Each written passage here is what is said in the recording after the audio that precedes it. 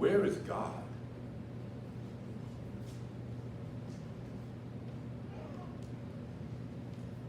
Is he with the Maxis or the Nowaskis? Is he with the Chandlers or is he with the Hacks? Where is God? Is he in the United States of America or is he in Mexico? Is he in the East or is he in the West? Is he in Ukraine or is he in Russia? Is he with Hamas or is he with Israel? Where is God? Is he with retirees or is he with newborns? Is he with career people or with college people? Is he with city people or is he with country people? Where is God? Is he with those who are experiencing poverty or those who are experiencing prosperity? Where is God? Is he with cats or with dogs? Is he with donkeys or with elephants? When tragedy strikes, where is God? When pain prevails, where is God? When we're weak, when we're wounded, when justice is evasive, brothers and sisters, I ask, where is God? Let me pause parenthetically and inform those of you who are not yet sure this message is not for perfect people. So if you've got it all together, if everything is going absolutely magnificently in your life from birth till now, and it's going to continue on that way, this message is not for you. If you've got as much money as you ever wanted or ever wished to have, if every person in your life has a magnificent relationship with you and you with them, you don't have any problem with your children, you don't have any problems with your siblings, you don't have any problems with your parents, you don't have any problems with your coworkers, you don't have any problems, this message is not for perfect people.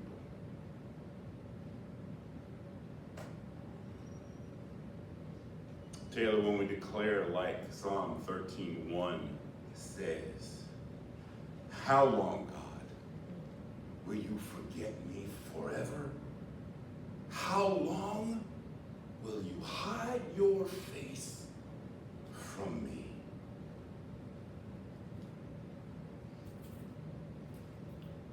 When that's what we declare, it might not actually be God that we're looking for at all.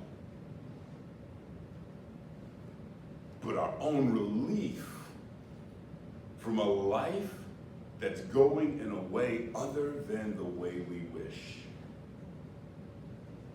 If we find ourselves experiencing life like Elijah and we feel all alone, and we feel like victims instead of victors, when we feel suicidal instead of successful, we may look for God. Whether we know where to find him or not. Any God who has to be found is not God at all. God is sovereign, and he can protect his people. Stop by today, First Baptist Church Chilton, on my way to the land of the living from the land of the dying, to remind us that this sovereign God who can protect his people has a word for us in the book of Esther. Read the entire 10 chapters when you have the opportunity. I'm going to focus just with one verse for a hearing.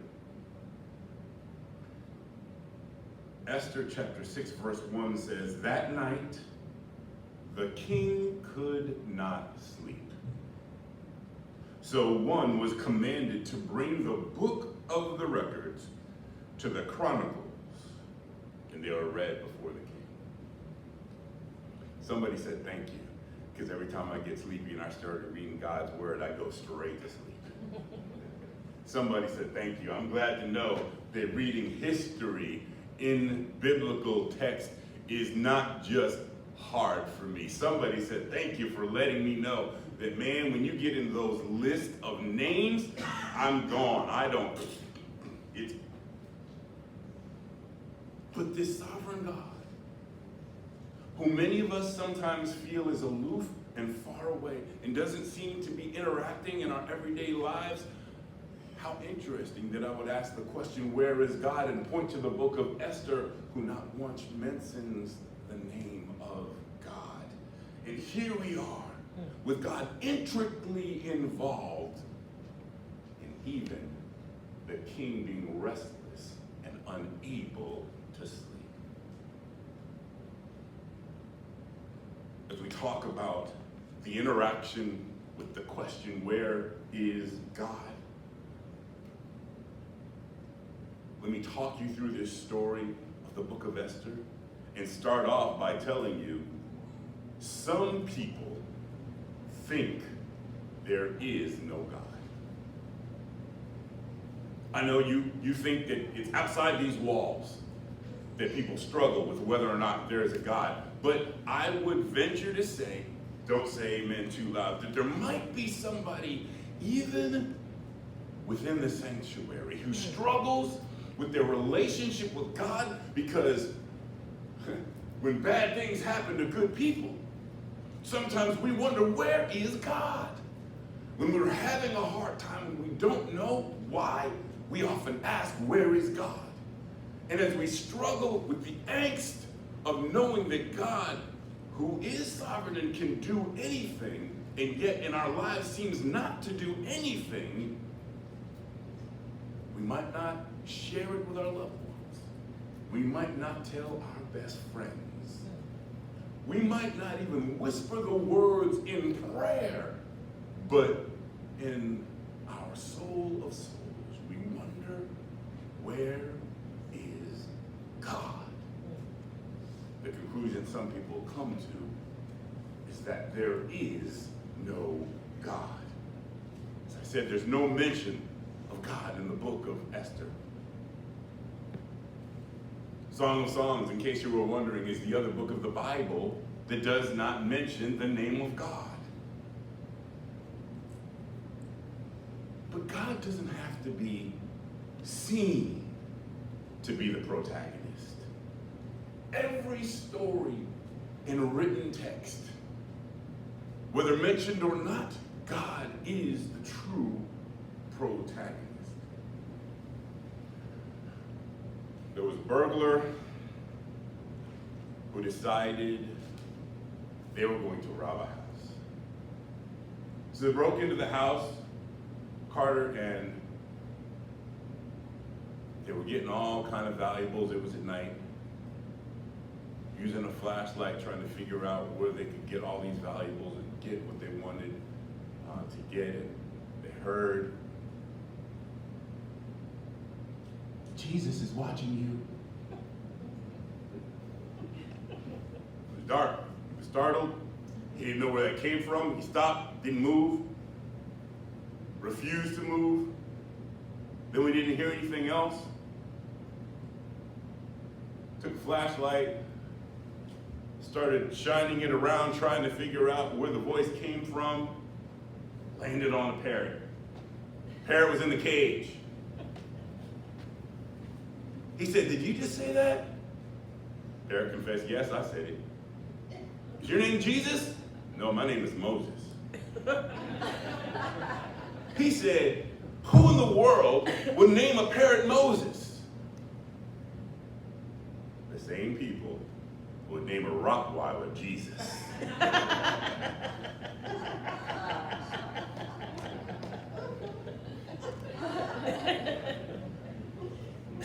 Whether we recognize it or not, whether we believe it or not,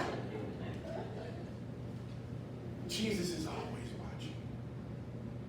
And we might think that there is no God. People come to the conclusion that there is no God, but you don't have to see him for him to see you.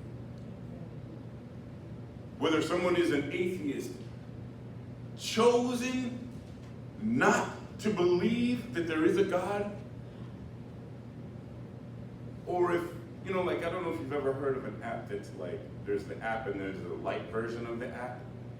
Sometimes I think we're kind of like that as Christians. We're like Christian light. And instead of being full-born, baptized, blood-bought believers in him, we're like Christian light.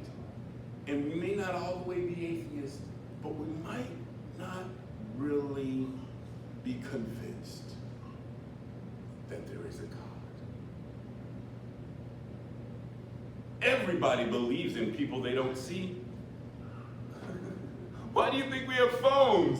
Because you're calling somebody you don't see. Who do you send emails to? It's not the person in the same room as you. It's somebody you don't see. We believe in people we don't see. As a matter of fact, keep driving down the road going too fast. And you can be made a believer in somebody you did not see. Red and blue lights, woo! Come on, and all of a sudden, you become a believer in somebody you didn't see. We buy tickets to concert to experience somebody we have never seen before. We've heard of them, we've seen video of them, but we actually do believe in people we don't see. I don't know why we won't consider where God is, knowing that there is a God. Some people think there is no God. Some people think they can direct God. In the first chapter of the book of Esther, the king had one of the most incredible parties you ever heard of. The king gave instructions for there to be so much fruit of the vine. Okay, the liquid kind, the kind that comes in a cup. Okay, the kind you drink. Okay, wine. He said he wanted everybody to have as much as they wanted. And this party went on a long time. And while he was having a party, Queen Vashti was having a party.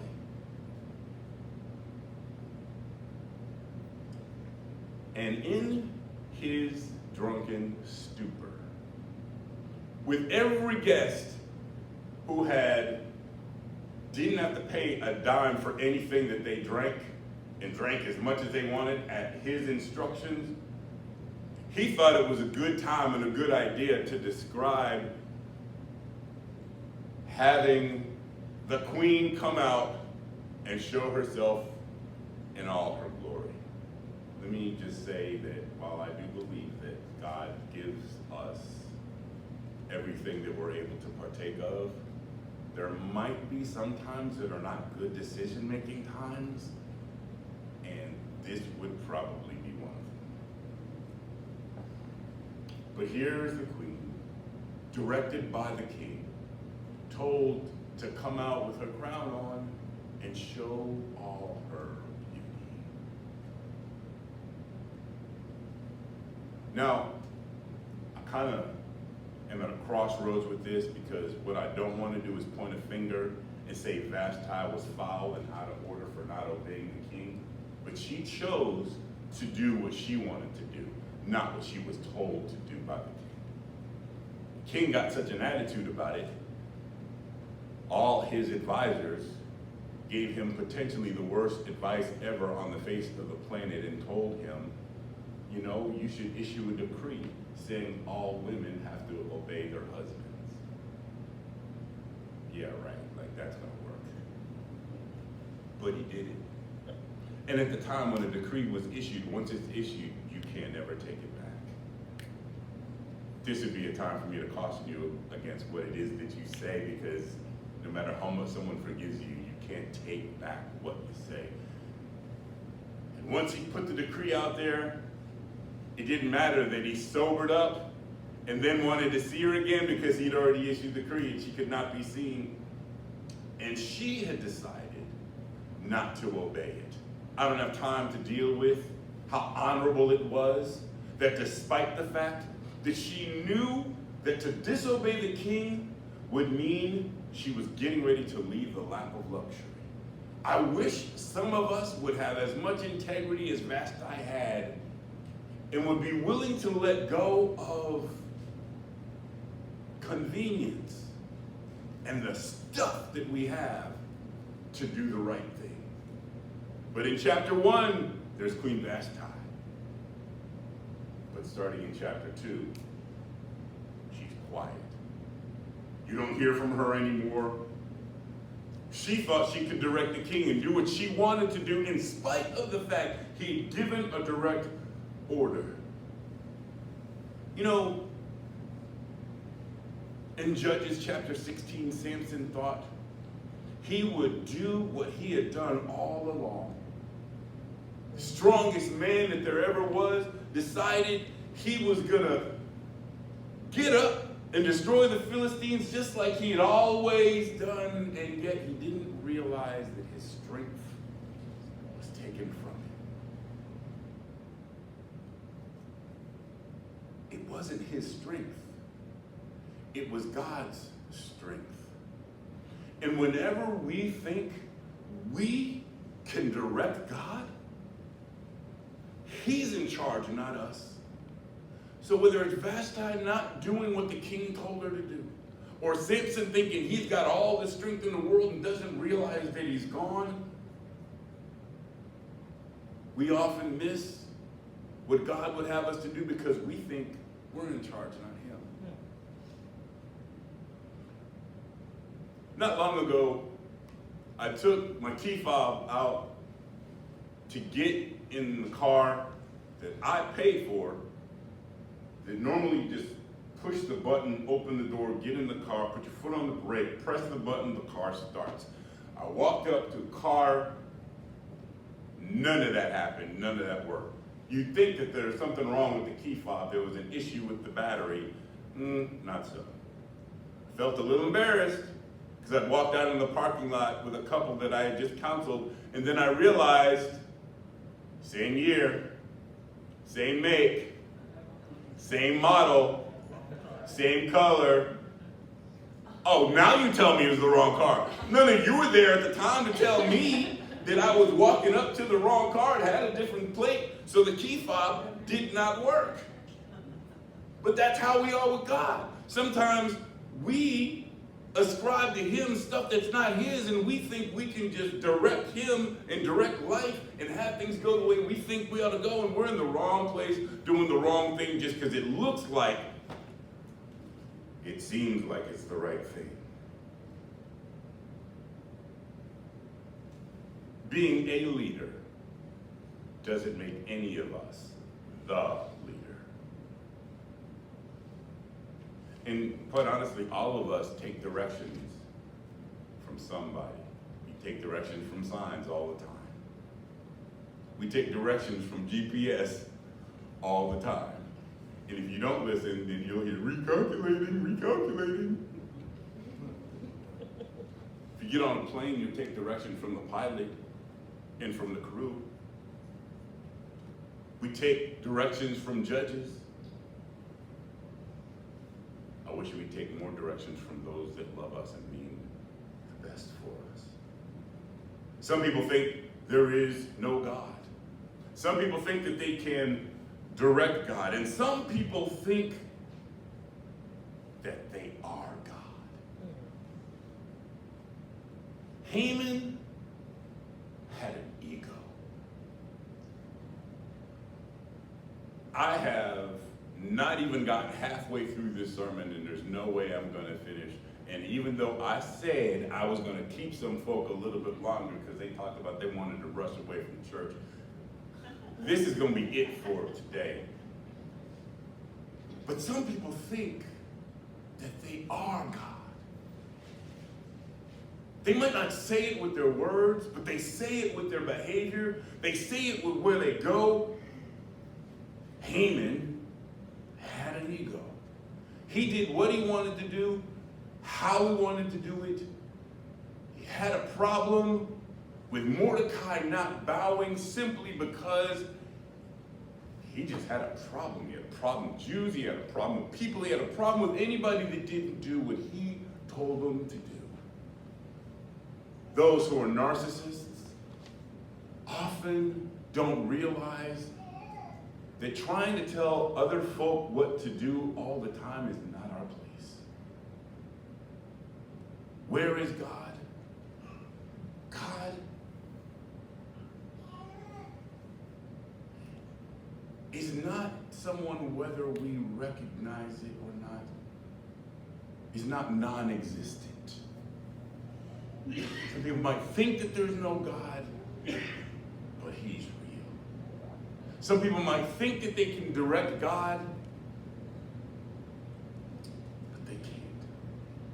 Some people might think that they are God. When you have a chance, check out 1 Samuel 25, the story of David, Abigail, and Nabal, a man who was absolutely a fool. Here's this fighting warrior, David, who had done so much to defend the area, and he decided he didn't even want to allow this man, David, to be able to get what he needed to feed his men. Thankfully for David, his wife Abigail saved him from destroying and killing her husband. And God ended up taking him. If I was at a church that was anywhere near the Waco area, I probably could tell you the story of a group that followed David Koresh called the Branch Davidians. I could tell you that he decided he was somebody that he was not. And they followed somebody who was not who he pretended to be. I'll leave that story alone. And I'll jump over to the sports world because you all are so infatuated with Bronny James in the news every day. I don't understand why this brother would forgive me. He really can't play. But I was watching this love letter in the form of a video from Allen Iverson to the newly departed at the time, Kobe Bryant. And he was talking about how much he missed his friend and peer. And he was talking about how at 18 years old, Kobe came into the league and was going up against MJ. But that's not what he called him. He called Michael Jordan Black Jesus. That's what they called him in the league, because he just was able to do just any and everything. And Allen Iverson talked about how awesome Kobe was and said, Kobe, I can't call you number one because Black Jesus is number one. MJ will always be number one. But you'll always, if anybody asks me, be number two. But even Black Jesus, in the 1997 finals, if you listen to an interview, depending on who the interview was with, you'll hear a story about how a play was drawn up by Phil Jackson. If you could listen to how the play was really drawn up, or you could listen to how Steve Kerr said the play was drawn up. Steve Kerr said the way the play was drawn up was that Phil wanted, of course, in the last few seconds, for the ball to go to Michael Jordan. And Michael said, I'm not sure if I'm up for this moment. And according to Steve Kerr, he said, I'll do it. I'll take the last shot. I'll be the hero that Michael Jordan can't be because I'm that much of a player and I know he needs somebody to step up. And Steve Kerr ended up sinking the last shot that would give them that 1997 championship. And some of you who don't know basketball don't realize just how hilarious it is for Steve Kerr to be talking about the play was drawn up for him. Everybody in the stadium knew the ball was going to Michael Jordan. But he recognized he was not God. And being double teamed meant one of his teammates was open and able to sink a shot that got him as much ring as if he had beaten the double team. And at some point, not only should we recognize that there really is a God and that we cannot direct him, we should recognize that we are not God, but he is somebody who, if we turn to him, if we see him where he is, and it's everywhere that I look, if we see him no matter where we find ourselves, and recognize that he's present and able to help us when we're hurting, help us when we're down, help us when we don't understand what's going on, help us when bad things are happening to good people, help us when we don't know where else to turn. Where is God? You tell me. Faith is knowing what you can't naturally see. You can close your eyes and know that God is there. You can look into nature in accordance to Romans chapter 1 and know that God is there. You look in the field, you can see anyone, a creature that was made by God, and recognize he's in charge. You can look in the book of a Bible that doesn't even call him by name and know that he is intricately involved with every detail of an engagement, of a life orchestrated together and with us. Where is God?